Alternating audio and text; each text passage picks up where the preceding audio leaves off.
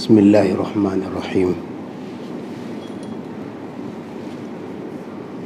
अल्हम्दुलिल्लाहि वकफ़ा वसलामुन अला इबादिहिल्लज़ीना इस्तफ़ा अम्मा बाद फ़अऊज़ु बिल्लाहि मिनश शैतानिर रजीम। बिस्मिल्लाहिर्रहमानिर्रहीम। अल-मालु वल बनून ज़ीनतुल हयातिद दुनिया वल बाक़ियातुस सालिहातु इंदा रब्बिका सवाबन व खैरुन अमला। वक़ाल तआला फ़ी मौज़िइन आख़र इल्ला मन अतल्लाह बिक़ल्बिन सलीम। वक़ाल नबी सल्लल्लाहु अलैहि वसल्लम कुल्लुकुम राइन व कुल्लुकुम मसऊलुन अन रइयतिही। सदक़ल्लाहुल अज़ीम। मोहतरम उलमाए किराम और बुज़ुर्गों और दोस्तों, अल्लाह तबारक व तआला का बहुत बड़ा करम और एहसान है कि सबसे पहले तो अल्लाह ताला ने हम सबको ईमान से नवाजा। ईमान एक ऐसी दौलत है, न तो बाज़ारों में बिकती है, न मंडियों में बिकती है, न किसी मालदार के यहाँ तकसीम होती है, बल्कि अल्लाह ताला जिसको चाहते हैं ईमान की दौलत से नवाजते हैं। दूसरी बात कि आज जो है ये माह मुबारक का सबसे पहला जुमा है। आज छठा रमज़ान है और पहला अशरा जो है ख़त्म होने के करीब है। अब हमें इसका मुहासबा करना चाहिए कि हमने इसकी कितनी कदर की। रमज़ानुल मुबारक की सबसे बड़ी इबादत जो है वो तो रोज़ा तो है, लेकिन उसके बाद जो है कुरान की तिलावत और ध्यान और तवज्जो से मस्जिद के अंदर तरावी को सुनना।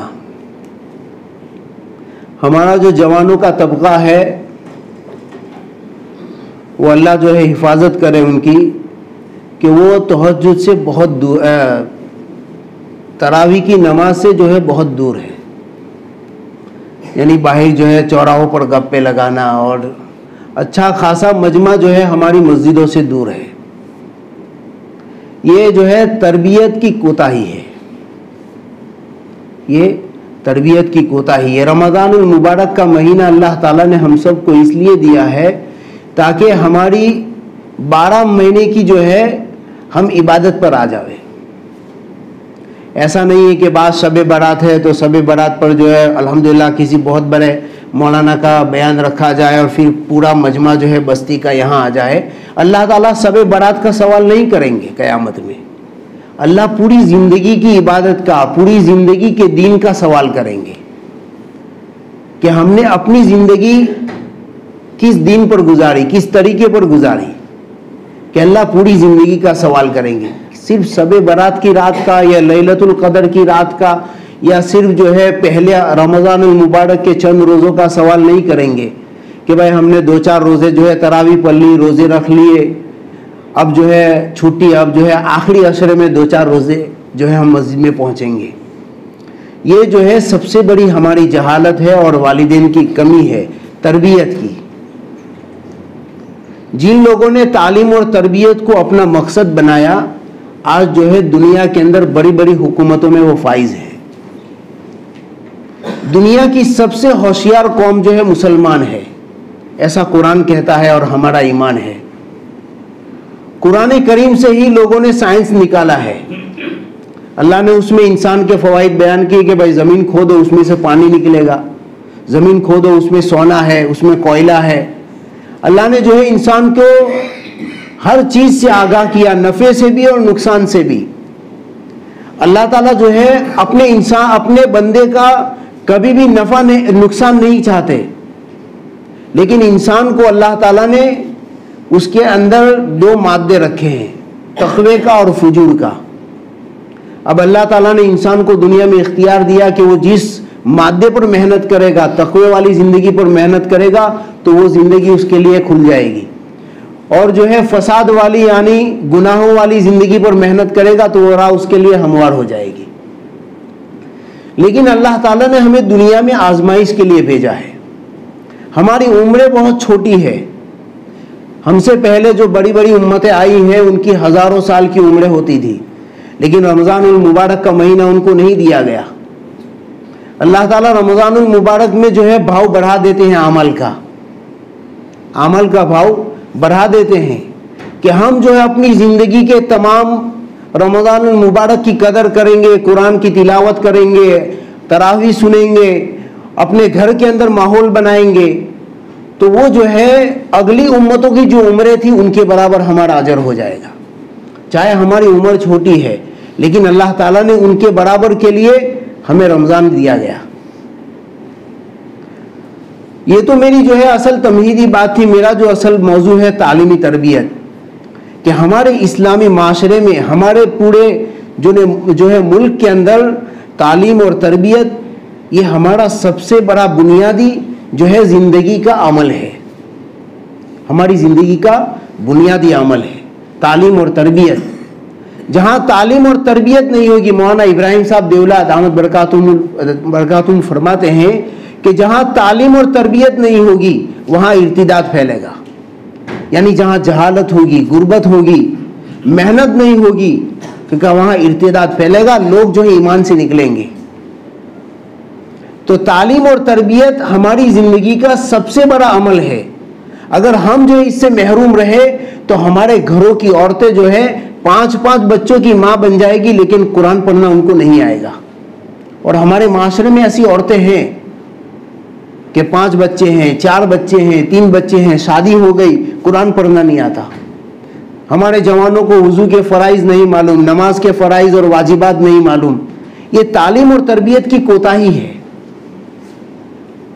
इसलिए अल्लाह तबारक व तआला ने हमें जो मजहब दिया है वो सच्चा मजहब है कि इस मजहब के लिए सहाबाए किराम ने 23 साल तक कुर्बानियां दी और बड़ी मेहनतें की कि रमज़ानुल मुबारक के अंदर जो है सहाबाए किराम गारों में जाते थे और वहाँ मेहनत करते थे। लोग जो उम्रे के लिए आते थे, हज के लिए आते थे, तो उनको जो है पहाड़ों में जमा करते थे।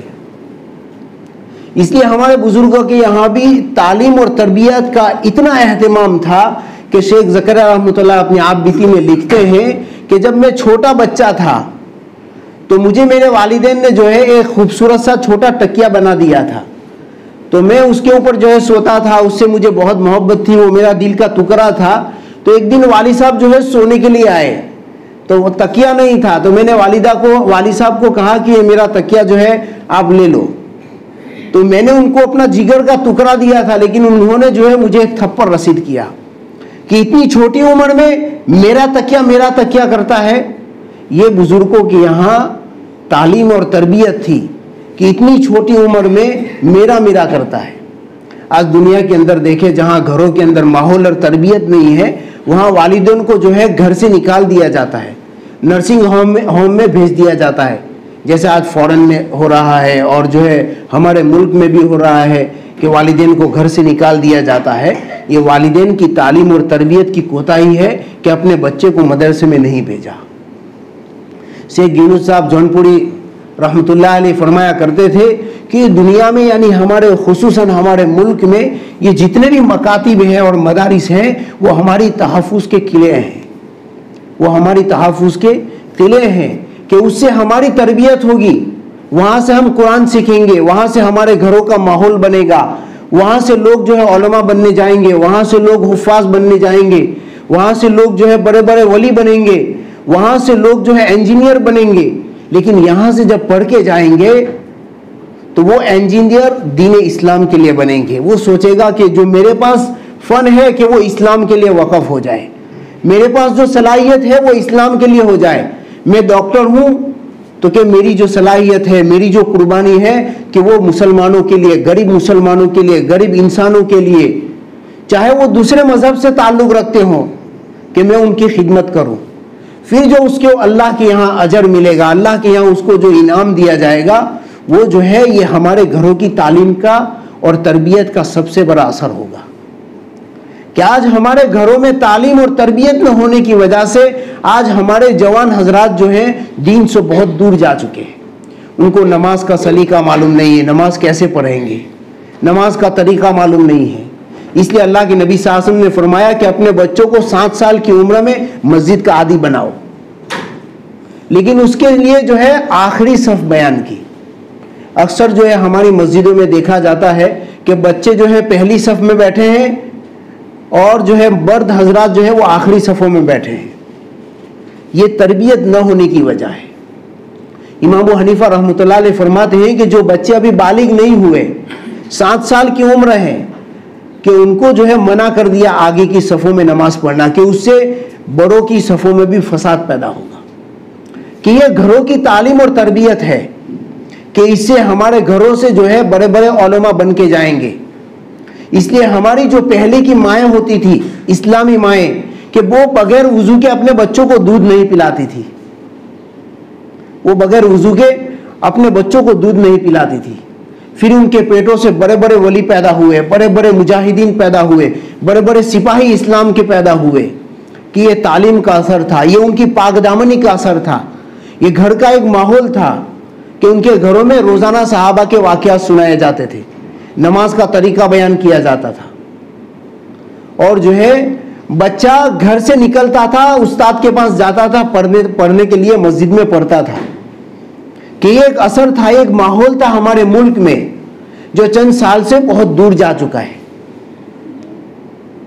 आज जो है पूरी दुनिया के अंदर एक साजिश चल रही है कि इस्लाम का जो नया कल्चर है वो इस्लाम से पूरे तौर पर जो है दूर हो जाए। पूरे तौर पर पहले ये हर जगह मेहनतें होती थी कि इस्लाम के जितने भी जवान बच्चे हैं कि उनको धीरे धीरे यानी आहिस्ता आहिस्ता जो है इस्लाम से दूर किया जाए। फिर वो आगे जाके जो है इस्लाम के नाम तो उनका मुसलमान होगा, लेकिन काम जो है औरों के लिए करेंगे। कोई यहूदी जो है एजेंट बन गया, तो कोई जो है ईसाई एजेंट बन गया। पहले होता था ऐसा, इसलिए कि हमारे सामने जो है तारीख नहीं है हमारे मुल्क की, इसलिए हम जो है इन तरबियत और उनके माहौल से हम बहुत दूर हैं। लेकिन अल्लाह ताला ने जो हमें जो कुरान दिया है उसमें हमारी तरबियत है, हमारी इस्लाह है, हमारी हिदायत है। जो हमारी सबसे बड़ी कामयाबी की किताब है, हम उससे दूर हैं। अगर उस्ताद को जो है क्लास के अंदर 2-4 लकड़ियां मार दी उस्ताद ने, तो जो है एक बड़ा तूफान खड़ा कर देंगे, बड़ा वबाल कर देंगे और जो है बच्चे को जो है हमेशा के लिए तालीम से दूर कर देंगे। ये एक तरबियत है, एक माहौल है कि हमारे मकतब से जो बच्चा तैयार होगा वो जाकर एक बहुत बड़ा मुजाहिद बनेगा, वो जाकर एक बहुत बड़ा आलिम बनेगा जो हजारों की हिदायत का सबब बनेगा। या हमारे मकतब से जो बच्ची तैयार होकर जाएगी कि वो हजारों बहनों के लिए हिदायत का सबब बनेगी। कि उसके पेट से जो बच्चे पैदा होंगे वो वली पैदा होंगे, उलमा पैदा होंगे, हुफ्फाज पैदा होंगे। कि ये हमारा एक माहौल है, ये हमारी तरबियत है, यही हमारी हिफाजत के किले हैं। शेख यूनुस साहब रहमतुल्लाह अलैह ने जो है तरकेसर में कहा था, जब मैं वहाँ पढ़ता था, कि ये हमारे मुल्क में जितने भी मकातिब और मदारिस हैं ये हमारी तहफ़्फ़ुज़ के किले हैं। इसलिए हज़रत खिज़र अलैहिस्सलाम हज़रत मूसा अलैहिस्सलाम के साथ जा रहे हैं। अल्लाह ने उनकी तरबियत के लिए, हज़रत मूसा अलैहिस्सलाम नबी हैं और जलीलुल क़द्र नबी हैं, अल्लाह ताला के बहुत बड़े नबी हैं, कि उनको हज़रत खिज़र की तरबियत में रखा अल्लाह ताला ने। कि तरबियत एक सुन्नत है कि इससे हमारी ज़िंदगियाँ बनेगी। इसलिए आज मेहनत की जाती है कि हमारे घरों के अंदर तालीम जिंदा हो, ताकि सहाबा के वाक़यात उनके सामने पढ़े जाए, नमाज का तरीका पढ़ा जाए, सहाबा की कुर्बानियाँ उनके सामने सुनाई जाए। इसलिए शेख ज़करिया रहमतुल्लाह अलैह ने अपनी जवानी के अंदर जो है फ़ज़ाइल आमल को लिखा। शेख हनीफ साहब दामत बरकातुहू फरमाते हैं कि अगर ये फ़ज़ाइल आमल हज़रत शेख ज़करिया रहमतुल्लाह अलैह अपने बुढ़ापे में लिखते तो हमें फ़ज़ाइल आमल समझ में भी नहीं आती, क्योंकि उस वक्त उनका इल्म जो है बहुत आगे जा चुका होता। लेकिन उन्होंने जो है अपनी जवानी के अंदर हज़रत मौलाना इलियास साहब रहमतुल्लाह अलैह की फरमाइश और उनके बार बार इसरार पर उन्होंने फ़ज़ाइल आमल को लिखा। कि ये तालीम जो है जब हमारे घरों के अंदर होगी, हमारे बच्चे जब बैठेंगे, हमारी बच्चियां बैठेगी, उनके सामने सहाबा के वाक़यात पढ़े जाएंगे, फिर उनकी तरबियत होगी, फिर वहाँ से उनकी ज़िंदगियाँ बनेगी, फिर उनके पेटों से औलिया पैदा होंगे, उलमा पैदा होंगे, सुलहा पैदा होंगे, फिर हमारा मुआशरा जो है परवान चढ़ेगा, हमारे माशरे के अंदर तालीम होगी, लोग सहाबा के नामों को जानेंगे, लोग नबियों के नामों को जानेंगे। हमारी जो माएँ हैं उम्मुल मोमिनीन यानी अल्लाह के नबी सल्लल्लाहु अलैहि वसल्लम की निकाह में जो औरतें आई हैं, वो जो आएगी उनके नाम जानेंगे तो उनका एक जहन बनेगा, उनकी तरबियत होगी, उनकी इस्लाह होगी। कि उम्मे सलमा रज़ी अल्लाह तआला अन्हा एक सहाबी औरत है कि पहले आप सल्लल्लाहु अलैहि वसल्लम के निकाह में आने से पहले वो किसी और से उनका निकाह हुआ था। ईमान लाने से पहले जब ईमान में दाखिला हुआ, अल्लाह के नबी सल्लल्लाहु अलैहि वसल्लम के निकाह में आई तो पहले घर से उनका एक लड़का था, उन्हीं के नाम से उनको उम्मे सलमा रज़ी अल्लाह तआला अन्हा के नाम से जाना जाता है। तो वो अल्लाह के नबी सल्लल्लाहु अलैहि वसल्लम के सोतेले बेटे हुए। तो वो जब साथ में रहते थे, उम्र छोटी थी, तो जब वो खाते थे तो खाने के लिए जब बैठते थे तो इधर उधर से हाथ मारकर वो लुकमा उठाते थे। तो अल्लाह के नबी सल्लल्लाहु अलैहि वसल्लम ने तरबियत की कि अपने सामने से खाओ, कि एक तरीका सिखाया तरबियत का, कि तरबियत ऐसे की जाती है बच्चों की, बड़ों की, कि जब तरबियत बच्चों की होगी तो फिर वो बड़े जाके आगे बनेंगे। आज जो है बड़ी बड़ी स्कूलों में यानी इंग्लिश मीडियम स्कूलों में पढ़ाया जाता है, 20,000 फीस जो है दी जाती है सालाना, लेकिन जो है वो दीन से बहुत दूर जा चुके हैं। उनको दुनिया तो मिल चुकी होती है लेकिन अकाइद जो है उनके वो फासिद हो चुके होते हैं। वो बड़े तो बन गए, डॉक्टर बन गए, लेकिन वो जो है गैरों की स्कूलों में पढ़े पले तो उनके नज़दीक जो है वालिदैन का एहतराम नहीं आया कि वालिदैन की क्या कीमत है। और जो है उनके नज़दीक यानी अल्लाह ताला ने कुरान में सबसे बड़ा तरबियत का बाब जो है वालिदैन की इत्तिबा और ताबेदारी का बयान किया कि अल्लाह ताला ने फरमाया कि उनको उफ तक मत कहो। हज़रत शेख ज़कीर रहमतुल्लाह अलैह लिखते हैं कि उफ के नीचे भी अगर कोई लफ्ज़ होता तो अल्लाह उसको भी हराम करार देते। कि ये एक तरबियत है, कुरान में अल्लाह ताला ने हमारी तरबियत क्यों फरमाई है। हर शोबे से अल्लाह ने हमारी तरबियत की, चाहे दुनिया का शोबा हो, चाहे दीन का शोबा हो। अल्लाह ने हमें कारोबार भी सिखाया, अल्लाह ताला ने हमें दुनिया भी सिखाई, दीन भी सिखाया। और हुजूर के तरीके से अल्लाह ने हमें सिखाया कि हुजूर का तरीका हमारे घरों में होगा तो हमारा घर जो है फिर एक दीन का शोबा बनेगा। फिर जो है हमारे घर के अंदर अगर कोई पराई औरत आएगी तो वो पर्दा सीख कर जाएगी। अगर हमारे घर में कोई मेहमान आएगा तो वो दीन सीख कर जाएगा। जैसे मदीना के अंदर कोई गैर मुस्लिम आता था तो सहाबा का दीन सीखकर और सहाबा का मदीने का माहौल सीखकर इस्लाम कबूल करके जाता था। कि एक सहाबा की मेहनत थी, एक तरबियत का माहौल था कि हुजूर ने सबकी तरबियत फरमाई थी। तो आज हमारे घरों के अंदर जो है कुल्ली तौर पर तालीम ख़त्म हो चुकी है। बड़ी बड़ी कॉलेजों के अंदर हमारे बच्चे पढ़ते हैं और बड़े एहतमाम से जाते हैं, लेकिन मदरसे के अंदर जो है इतना एहतमाम नहीं होता कि रात को उसको जो है पढ़ाया जाए। बच्चा जो है 3 लाइन की मेहनत से तैयार होगा। एक तो जो बच्चा क्लास में जाता है वहाँ मेहनत करता है, उस्ताद उसके ऊपर मेहनत करता है, ये दूसरी मेहनत हुई। जब वो घर आएगा अब वालिदैन की जिम्मेदारी है कि उसको पढ़ाना और उसको जो है याद कराना। जब 3 मेहनत जमा होगी तो हमारा बच्चा तैयार होगा। फिर वो जो है उसका जहन बनेगा, फिर उसका बुनियादी जहन ये बनेगा कि वो अपने आप को दीन इस्लाम के लिए तैयार करेगा, अंदर अंदर तैयार करेगा। इसलिए अल्लाह ताला ने हमें जो है दुनिया के अंदर भेजा है, एक बहुत बड़े मकसद के साथ भेजा है। आज जो दुनिया के अंदर एक यूएनओ जो लॉबी है यानी यूनाइटेड नेशन ऑर्गेनाइजेशन, ये आगे जाके जो है यहूदी लॉबी की एक बड़ी साजिश ये है कि उसको आलमी अदालत करार दिया जाएगा। फिर जो है हमारा फैसला यानी हमारे कानून का फैसला वहाँ होगा। लेकिन अगर हमने मेहनत की है, हमारी तरबियत हुई है, तो हमारे दीन की और ईमान की, हमारे आमाल की हिफाजत होगी। इसलिए अल्लाह ताला फरमाते हैं सूरह कहफ में, अलमाल वल बनून ज़ीनतुल हयातिद दुनिया, कि माल और औलाद ये दुनिया की ज़ेब व ज़ीनत है, लेकिन अगर इस पर तरबियत हुई, मेहनत हुई तो ये जो है दुनिया की भी ज़ीनत बनेगी, आखिरत की भी ज़ीनत बनेगी। मुफ्ती सफ़ी साहब जो है फरमाते हैं मारिफुल कुरान के अंदर कि अगर हमारे पास माल है, ये दीन में सर्फ हुआ, आखिरत के लिए सर्फ हुआ, मदारिस के लिए, मकातिब के लिए, अपने बच्चों को दीन सिखाने में सर्फ हुआ, तो ये माल हमारा दुनिया की भी ज़ीनत बनेगा, आखिरत की भी ज़ीनत बनेगा। अगर हमारे पास औलाद है, हमने इसको दीन के लिए वक़फ़ कर दिया, चाहे उसके पास दुनिया का कोई फ़न हो, डॉक्टर का, इंजीनियर का, लेकिन हमने उसको दीन के लिए लगा दिया, या वो आलिम है, वो हाफिज कुरान है, अगर हमने उसको दीन के लिए लगा दिया तो ये दुनिया की भी जीनत बनेगा, आखिरत की भी जीनत बनेगा। ये दुनिया में भी सदका जारिया बनेगा और आखिरत में भी इससे फायदा होगा।